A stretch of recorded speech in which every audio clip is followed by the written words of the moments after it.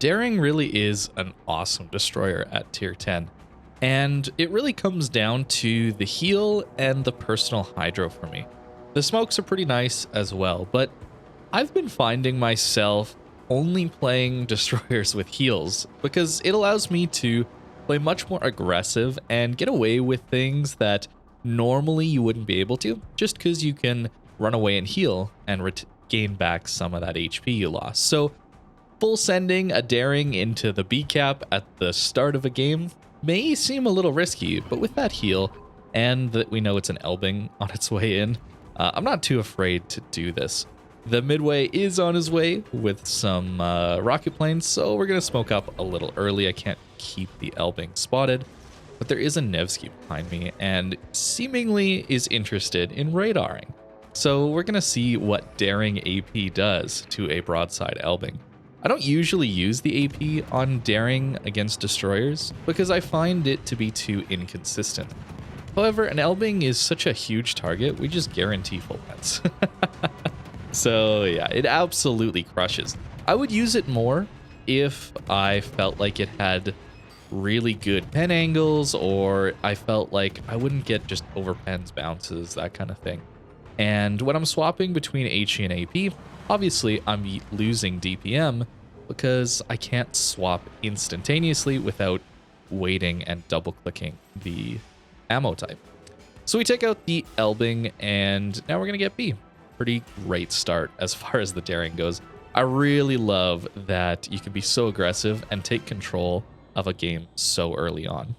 Obviously, it is possible to swap instantly after firing, but I really don't trust the double click salvo fire in this game to give me a full salvo, right? If I were to click the HE once to say I want that as my next ammo type loaded, and then I were to double click, assuming the double click salvo went through, I would swap without any delay. However, there's some lag and some serious issues where it doesn't always give you that salvo fire. And then you're missing 2 turrets. That's what I meant by I don't trust the game. So I tend to lose out on DPM because I shoot and then I wait until after I shoot to double click the other ammo type that I want. So that's why I think I lose DPM personally. Of course, the AP is great against superstructures as well on battleships.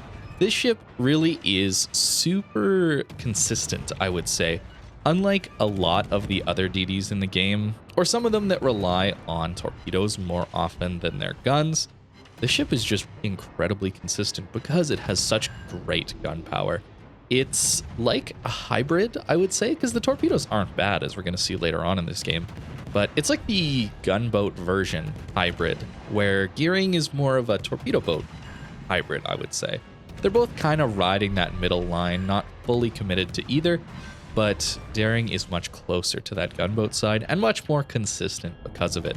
You'll notice that our smoke screens don't last very long. If you didn't know, daring has some of the best smokes in the game as far as getting damage and being overall pretty useful.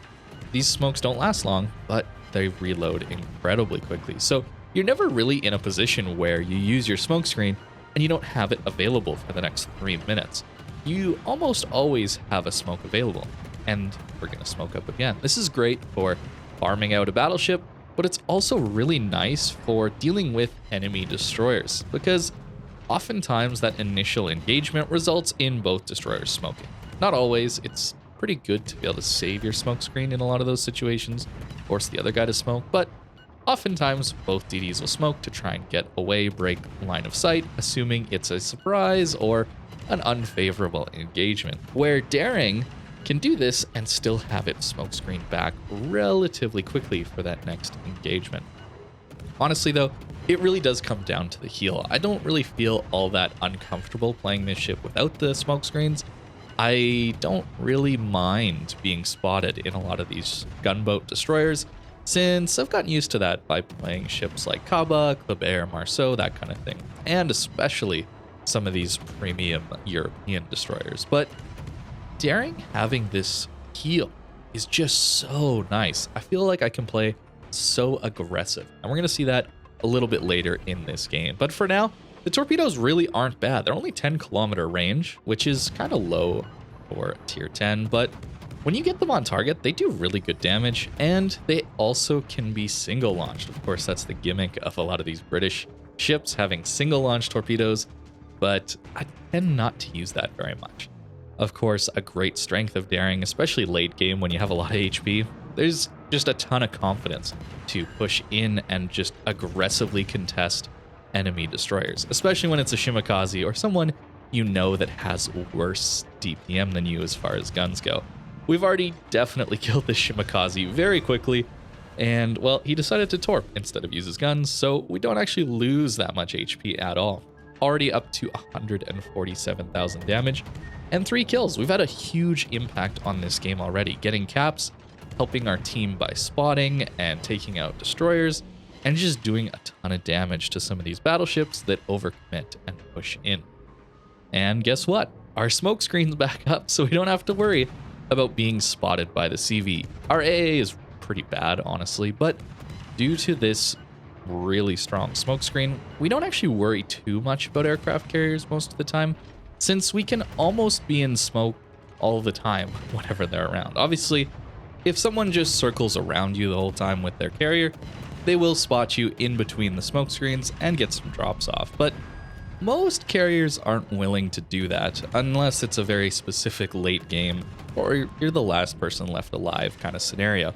Usually, they want to be doing something a little more productive. Here I just dump my torps early. I tend to do this in the daring. I want to just get them away. I find in my best games I play in a lot of these hybrid, more gunboat DDs, I am just launching my torps on cooldown. Not really concerned if they're going to hit perfectly or if I'm aiming or predicting well. It really just comes down to getting them away and then just continuing to use the guns. It gives me a little bit of extra damage here and there. Honestly, the guns really are the main bread and butter of a lot of these ships, and it leads to a lot of consistency. If you're ever wondering how some of the best players that you see on some of these stat leaderboard sites play some of these destroyers, know that they're going pretty much full gun builds. They're really not relying on their torpedoes much at all, because these guns are just so much more consistent for getting damage out, even on ships that you wouldn't necessarily expect. I was watching a friend, John, play his Holland, and he was going for some leaderboard spots on Holland, and he had a full gun build, no concealment. I don't even think he had survivability expert. He was going all guns to try and get as much damage out as possible. Obviously, that's not how everybody's going to play, and it takes a really good player to do that, but it's one of the more consistent things in this game is destroyer gun builds, and daring is one of the best due to its great concealment, awesome consumables, and that heal. I keep talking about the heal because I really don't enjoy playing destroyers unless they have a heal these days. That's how much I've grown to rely on them for my, I'd say, a little bit more aggressive playstyle. I find it more fun and interesting when I don't have to constantly think about whether this aggression is going to reduce my battle impact later on in the game because I'll be out of HP. You can see the fire chance is pretty insane. Assuming you get lucky, of course, but that's going to be the Kremlin taken out, and unfortunately, no Kraken in this one, but still, 217k and a ton of battle impact. Pretty solid carry job in the daring. This ship is awesome, and if you're looking for a good all-round destroyer to play, you don't really want to go full torpedo boat, you don't want to go full gun boat and miss a ton of concealment, daring is definitely a great option. For the build on the daring, I really enjoy the hybrid build, I would say. I'm not full guns here. You can see I'm taking really one gun upgrade. I'm taking AR to boost my overall combat effectiveness, and of course concealment. I'm taking survivability expert and superintendent, getting as much healing as I possibly can. I really enjoy that aggression that I can accomplish with that extra HP and that extra healing. Of course, last stand makes a lot of sense, and preventive maintenance to try and keep those turrets and torpedo tubes around a little bit longer. Running guns as well. Of course, no propulsion mod, otherwise I'd be running that. It's kind of built in on the daring, so running rudder instead. And since guns are really our bread and butter, hitting 7% more often is a nice upgrade to have. Of course, if you're trying to make the torpedoes a little more useful, having some extra speed on them would help out a little bit. But Daring is a really comfy ship to play, and I enjoy it a lot. So thank you very much for watching, and I hope you have a great rest of your day.